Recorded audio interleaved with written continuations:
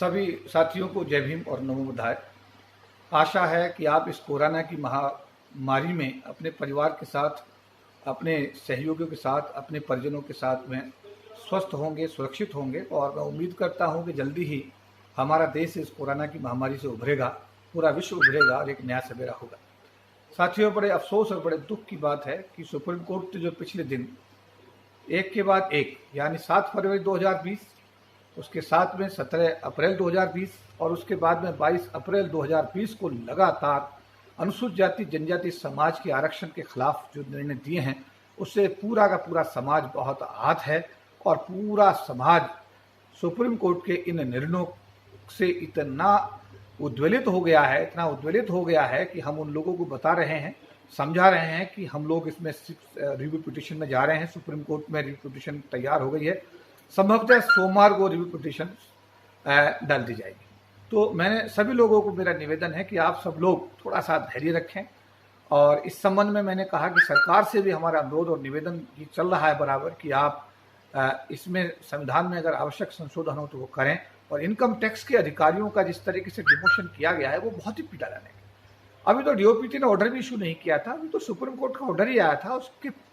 मतलब कितना दुर्भाग्य है इस देश में, जातिगत दुर्भावना की इसे पराकाष्ठा के रूप में ही देखा जा सकता है कि अभी ऑर्डर आया नहीं सुप्रीम कोर्ट का, डिमोशन पहले शुरू हो गया। तो मेरा निवेदन है सरकार से कि ऐसी किसी कार्यवाही से सरकार को बचना चाहिए जिससे जाति विशेष, वर्ग विशेष के लोगों को अगर पीड़ा और परेशानी होती है तो निश्चित रूप से सरकार को ऐसी किसी भी कार्रवाई से बचनी चाहिए। और ये जो डिमोशन की प्रक्रिया की गई है ये बहुत पीड़ा की बात है, बड़े दुख की बात है और इसको सरकार को रोकने की मैं मांग करता हूं। महासंघ के राष्ट्रीय प्रधान महासचिव होने की हैसियत से मैं सरकार से पुरजोर अपील करता हूं, निवेदन करता हूं, मांग करता हूं, अनुरोध करता हूं कि ऐसी कार्रवाई को सरकार को रोकना चाहिए। और अभी हम तो यही कहेंगे कि आप इसको अगर जरूरी है तो आप इसको संविधान में संशोधन करिए, संशोधन करके सुप्रीम कोर्ट के जो भी जजमेंट्स आए हैं इनको वेव आउट, जैसे आपने एट्रोसिटी एक्ट वाले मामले में किया, पहले भी आपने यूनिवर्सिटी ग्रांट कमीशन वाले मामले में किया। तो इन सब मामलों में आपने किया है तो हम ये उम्मीद करते हैं कि आप इतिहास की भांति आप इन 3 निर्णयों के बारे में भी संविधान में संशोधन करके अनुसूचित जाति जनजाति समाज के हितों को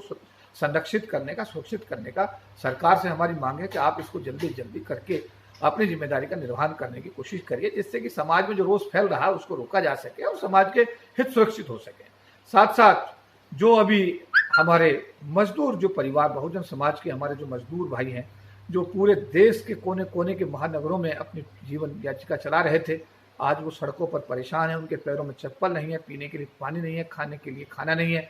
अच्छा, और इवन पुलिस की मार उनको अलग पड़ती है, जब एक बॉर्डर से दूसरे बॉर्डर पर जाते हैं तो पुलिस उनको परेशान करती है।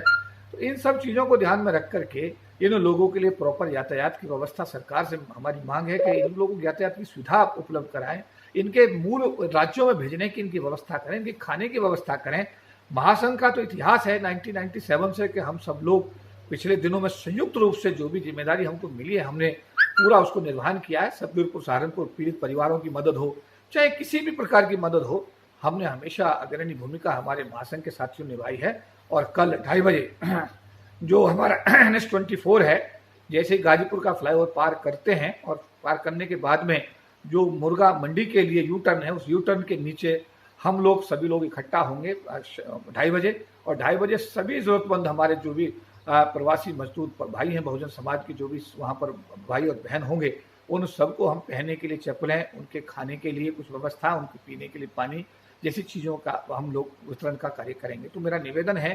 कि सरकार से कि इस विषम परिस्थिति को, कोरोना की मार तो एक तरफ है ही, साथ साथ भूख की मार भी हमारे समाज के बहुजन मजदूरों को बहुत परेशान कर रही है। उनके लिए यह अभिशाप बनकर आई है, ना उनके पास जेब में पैसा है, ना खाने के लिए रोटी है, ना उनके पैरों में चप्पल है। इन सब परिस्थितियों को सरकार को संज्ञान लेना चाहिए और एक जिम्मेदार सरकार होने के नाते ये सब सुविधाएं बहुजन समाज के लोगों को मुहैया करानी चाहिए। जो लेबर कानून के अंदर जो तब्दीली की गई है, लेबर लॉ में तब्दीली की गई, बड़ी दुर्भाग्यपूर्ण है। गरीब आदमी के वर्किंग आवर 8 से बाहर कर दिए गए, तनख्वाह उसकी ऐसी रहेगी, मालिक जब चाहे उसे निकाल दे, उसकी मर्जी है। ये तो गलत है साहब, सरकार का नियंत्रण होना बहुत जरूरी है। गरीब आदमी के लिए सरकार के नियंत्रण में ही कुछ थोड़ा घना राहत हो सकती है। जहां जहां सरकारी नियंत्रण खत्म हुए वहां तो गरीब आदमी बर्बाद हो गया है। तो मेरा निवेदन है भारत की सरकार से कि जिस तरह उत्तर प्रदेश सरकार ने उस निर्णय को वापस लिया है, इसी तरीके से बाकी राज्य सरकारें भी अपने निर्णयों को वापस लें और जो पुरानी व्यवस्था थी उसको जारी रखते हुए गरीब लोगों के मतलब डेवलपमेंट का जो एजेंडा है वो तैयार होना चाहिए। और मैं कहूँगा कि जो लेबर लॉ के अंदर जो परिवर्तन किए गए हैं ये बिल्कुल आम आदमी और गरीब आदमी के खिलाफ है। इनको तुरंत वापस लेना चाहिए सरकार को, सभी राज्य सरकारों को वापस लेना चाहिए और गरीब समाज के हितों को सुरक्षित करने के लिए मैं कहूँगा कि एक ठोस एजेंडा तैयार करना चाहिए। मुझे उम्मीद है कि सरकार महासंघ की इस अपील पर निश्चित रूप से विचार करेगी और रचनात्मक इसमें हल देगी और समाज के आने वाले समय में जो दिक्कतें समाज के सम्मुख है उनको हल करने का हर संभव प्रयास करेगी। समाज के लोगों से भी मेरा ये निवेदन है कि आप बाबा साहब अम्बेडकर को मानने वाले हैं, बाबा साहब अम्बेडकर के संविधान के अनुसार काम करने वाले लोग हैं, आप लोग शांतिप्रिय तरीके से आपकी बात सरकार तक पहुँचे, अपनी बात को आप शांतिप्रिय तरीके संवैधानिक तरीके से पहुँचाने का जो पिछले दिनों में हम सब लोग मिलकर काम करते रहे, आगे भी करते रहेंगे। और हमें उम्मीद है कि आने वाले समय में निश्चित रूप से जो समस्याएं पैदा हो रही हैं उनका सरकार अपनी जिम्मेदारी समझते उनका निर्वहन करेगी। सभी को जय भीम, नमो बुद्धाय।